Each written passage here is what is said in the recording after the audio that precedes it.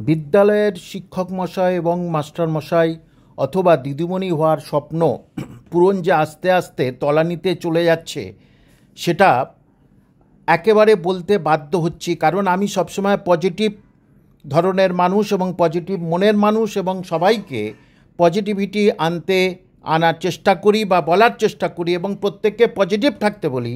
কিন্তু আজকের এ কটা বলতে বাধ্য হচ্ছি যে রাজ্য সরকারের তো কোনো রকমের ইচ্ছা শক্তি নাই যে তাড়াতাড়ি এই কেসটাকে আমরা শেষ করব।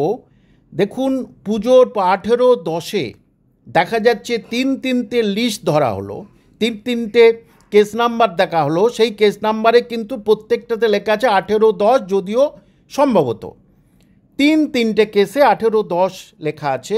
তাহলে আপনারা যারা এটা শুনছেন, তাহলে আপনারা কতদিন আর নিজেদেরকে স্থির রাখতে পারবেন? কিভাবে বা চলবে গ্রাম্য টিউশনি তলানিতে, গ্রাম্য চাষবাস তলানিতে? কোনো জায়গায় কোনো ভালো কাজ নেই, তাহলে সেখানে আপনারা কি করবেন? তাহলে রাজ্য সরকারের তো অন্ততপক্ষে উচিত যে এটাকে একটা স্পেশাল ডেট নিই, যে হুজুর একটা স্পেশাল ডেট দিন। সেটা করবে না, সেটা জানতামই এবং আপনারাও জানতেন। কিন্তু আর যারা পক্ষ আছেন তারা কেন একজোট হয়ে বলছেন না সুপ্রিম কোর্টের কাছে যে হুজুর এটা স্পেশাল একটা কেস হিসাবে দেখে একটা স্পেশাল ফিক্স ডেট করে দিন এবং ফয়সালা করে দিন, ফাইনাল হিয়ারিং করে দিন।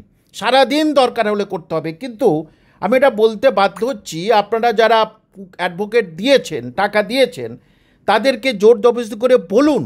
আমি আমার ব্যক্তিগত অনেক কেসে দেখেছি, বা আরও অনেক স্টুডেন্টের কেসে দেখেছি, একটা স্পেশাল ডেট নেওয়া হচ্ছে সুপ্রিম কোর্টে, সেখানে সেই রায়ের ফাইনাল হিয়ারিং হয়েছে, এবং এত বড় একটা কেস, আপনাদের সেখানে জীবন জীবিকা নির্ভর করছে, সেখানে রাজ্য সরকার চুপ, অন্যান্য পক্ষ চুপ।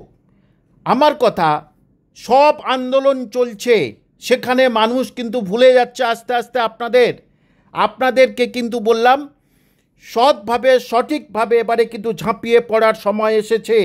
অন্ততপক্ষে ভিতরে মাঝে একটি বিজ্ঞপ্তি দিতে রাজ্য সরকারের কোনো অসুবিধা হবে না। কোর্টের পারমিশন নিয়ে রাজ্য সরকার সেটাই তো করতে পারে আপনাদের জন্য, অন্ততপক্ষে রাজ্যের হতাশগ্রস্ত ছেলে মেয়েদের জন্য, যারা মানে আপনারা যারা স্কুলের শিক্ষক শিক্ষিকা, দিদিমণি মাস্টারমশাই হওয়ার জন্য অধীর আগ্রহে বহুদিন ধরে অপেক্ষা করে আছেন। আর কিছুদিন পরে তো আপনাদের বয়স চলে যাবে। পুজোর পর দেখবেন আরেকটা ডেট হচ্ছে, এই করে করে যে কত বছর হবে, ডিএ মামলার থেকে আরও হয়তো পিছনে চলে যাবে। এবং এটা কেন হচ্ছে, প্রতিবাদ করুন।